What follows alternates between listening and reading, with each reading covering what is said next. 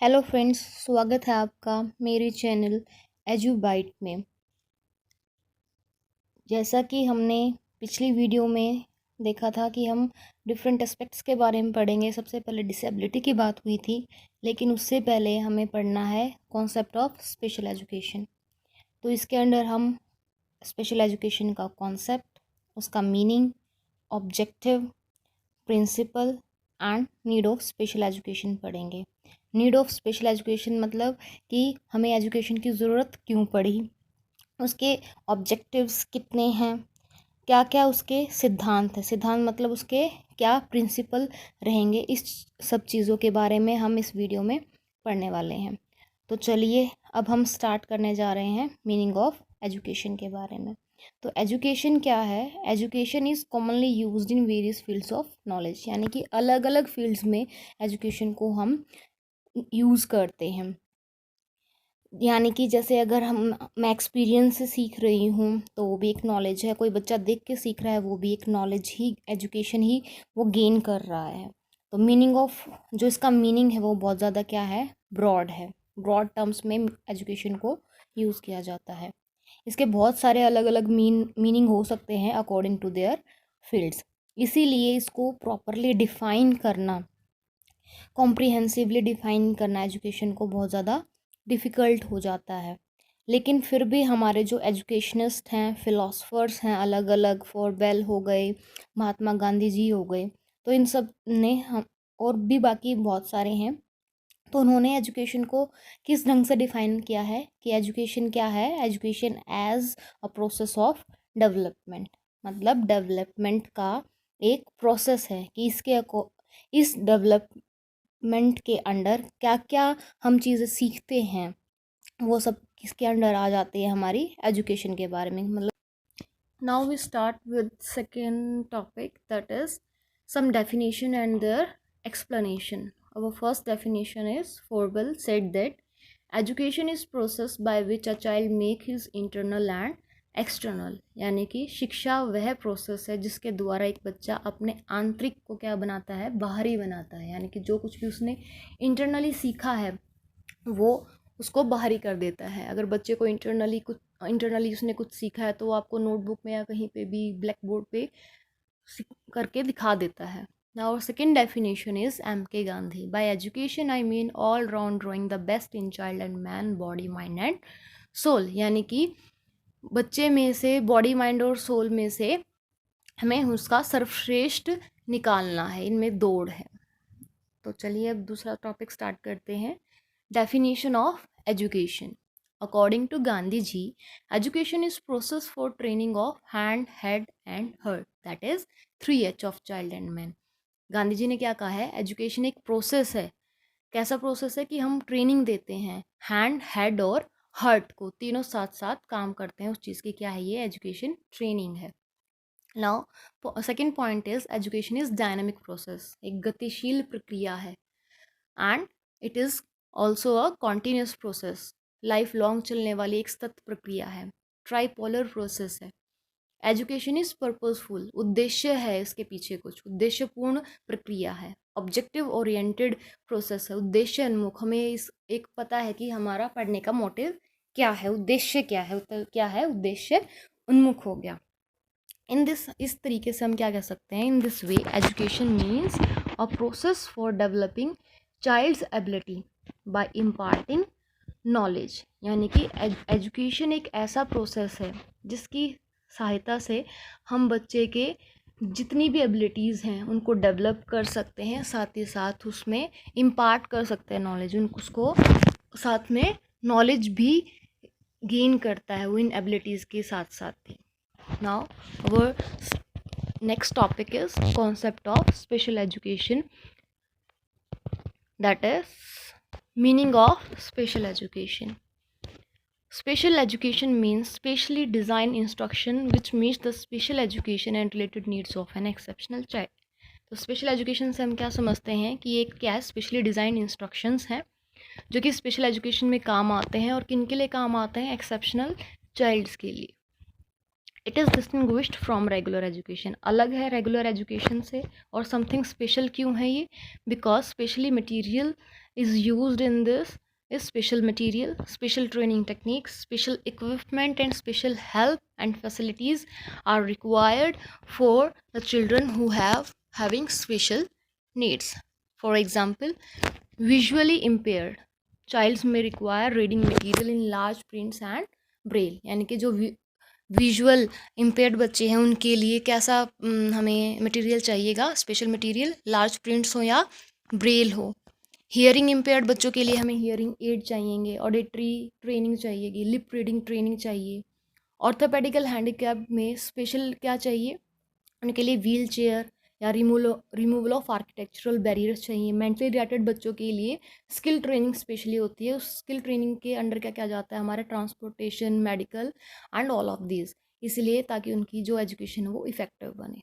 Now we go to the next topic, that is objective of special education. Special education have the same rules as that of regular education, same objectives रहते हैं इसमें। तो सबसे पहला क्या है कि human resources development through providing appropriate education to children. तो ह्यूमन रिसोर्सेज यहाँ पे क्या होंगे? जो हमारे स्पेशल एजुकेटर्स हैं वो क्या हों? सबके पास हों। जितने भी स्पेशल चाइल्ड हैं हर एक को क्या मिले?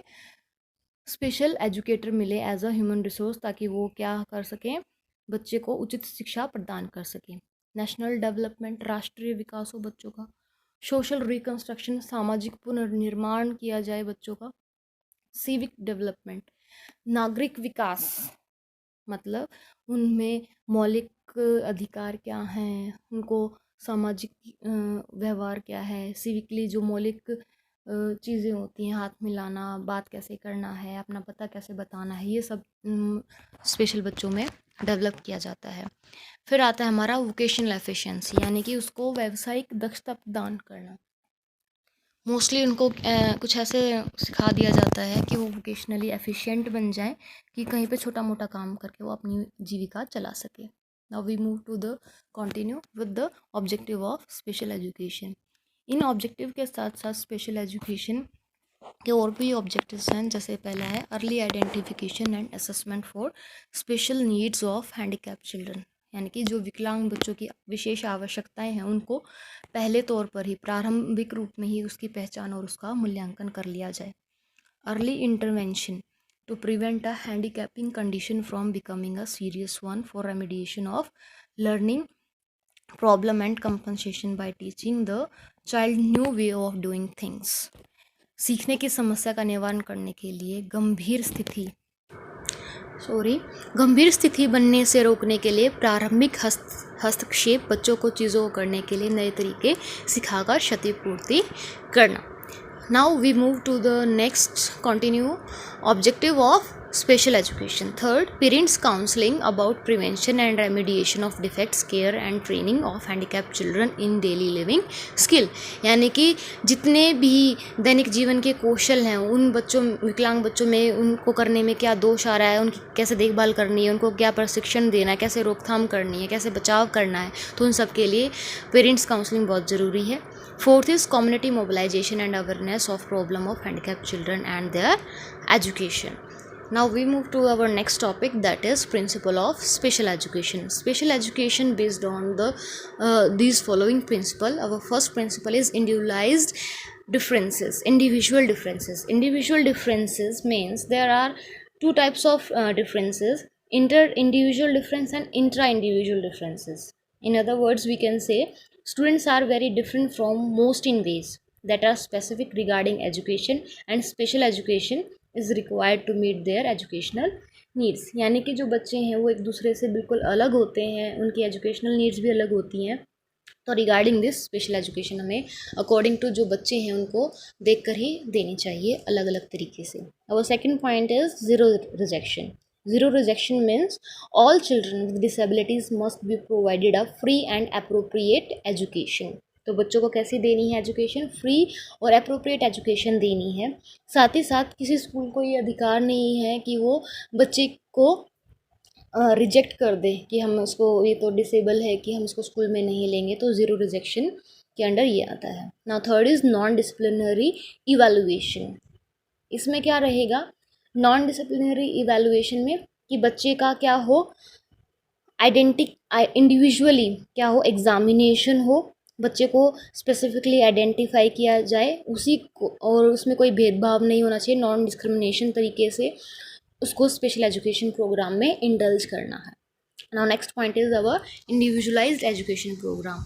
इसमें बच्चे को इंडिविजुअलाइज्ड एजुकेशन प्रोग्राम देना है। आईईपी जैसे हम बनाते हैं स्पेशल स्कूल्स में, तो एक प्रॉपर केस दिया जाएगा, उसकी सारी जितना भी करंट लेवल है उसकी फंक्शनिंग का, वो उसकी क्या नीड्स हैं उसके बारे में सब कुछ हमारी आईईपी में रिकॉर्ड होना चाहिए। Fifth point is least restrictive environment, यानी कि हमें क्लासरूम इस ढंग से बनाने हैं कि हर एक बच्चे तक पहुंचा जा सके, जो उनको ऐसा एनवायरनमेंट प्रोवाइड कराना है लीस्ट रिस्ट्रिक्टिव, कि वो आसानी से हम तक वो पहुंच सके और हम उन तक पहुंच सके।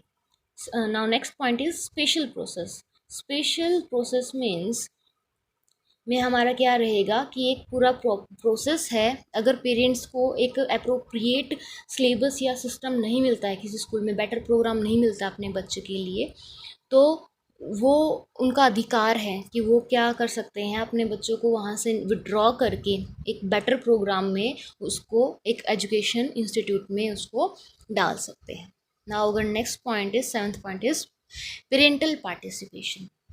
Parental participation means special education can be made effective if parents participate actively in the education program design for handicap children. यानी कि जो भी हमने हैंडीकैप जो चिल्ड्रन हैं, डिसेबल चिल्ड्रन हैं, उनके लिए जो हमने स्पेशली डिज़ाइन किया है प्रोग्राम, अगर उसमें पेरेंट्स भी अपनी भागीदारी निभाते हैं, पार्टिसिपेट करते हैं, तो जो प्रोग्राम है और भी ज़्यादा क्या हो जाता है, इफ़ेक्टिव हो जाता है। क्योंकि टीचर्स स्टार्टिंग हमारी जो होती है वो क्या होती है, हमारे पेरेंट्स से ही टीचर हैं। तो now we move to the next topic, that is need of special education. तो हमें ज़रूरत क्यों पड़ी, for the backward children, because they need specific teaching methods and techniques to be educated. इसीलिए talented student face difficulties in adjusting themselves in average children. ऐसा नहीं कि special education सिर्फ बैकवर्ड बच्चों के लिए, जो टैलेंटेड बच्चे हैं, एक्स्ट्रा टैलेंटेड, उनको भी डिफ़िकल्टी फेस होती है कि वो अपने आप को एवरेज स्टूडेंट में एडजस्ट नहीं कर पाते हैं। Special teaching facilities are required to meet the personal and social need of exceptional child. तो जितने जो एक्सेप्शनल चाइल्ड हैं, चाहे वो बैकवर्ड हैं चाहे वो टैलेंटेड हैं, उनकी जो सोशल नीड्स हैं, पर्सनल नीड्स हैं, उनको मीट करने के लिए भी हमें special teaching facilities, special education उनको क्या देनी है, प्रोवाइड करानी है। Not the least point, the most importance of special education can be associated with the problem faced by a teacher in average class. बहुत सारे टीचर्स एवरेज क्लास में देखा जाता है, नॉर्मल स्कूल्स में भी, कि टीचर्स हैं बहुत फेस करते हैं प्रॉब्लम। क्यों, उसमें बैकवर्ड बच्चे भी होते हैं, बहुत ज़्यादा टैलेंटेड बच्चे हैं, एवरेज बच्चे भी होते हैं। तो अगर टीचर को स्पेशल एजुकेशन की नॉलेज होगी तो वो इस चीज़ को बहुत ईजीली हैंडल कर सकते हैं। So that's why education is most important. Now we move to this, our most important part, that is time for quiz. So our first question is, who said the education is tripolar and dynamic process? Tell. That is M.K. Gandhi. Question 2 is, in special education, exceptional child needs the following. I think it is D, all. Orthopedically handicapped children require what they require. That is D part, wheelchair and removal of architectural barriers.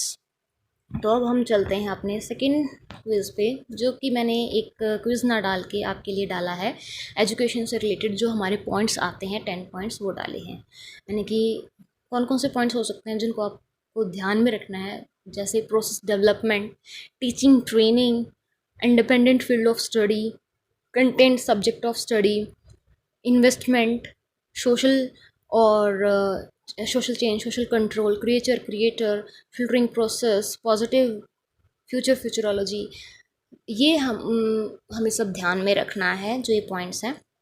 अगर आपको मेरी video अच्छी लगी हो तो thanks for watching.